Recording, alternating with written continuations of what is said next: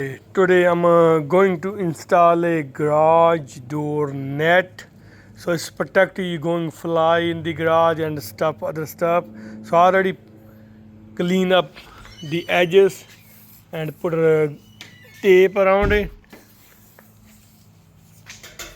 and I'm gonna press that sticky tape stick to garage.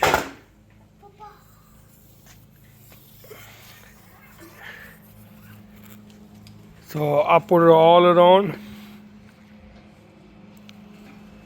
Now I have a net, so I'm just gonna stick my net to that tape will get stick. Then I put a pin on the top. They come with a little pin. It's easy to install this. It's very easy. So I show you when it's done and finished.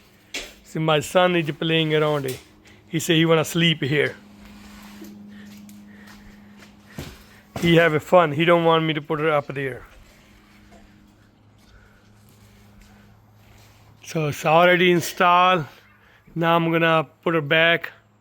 So see.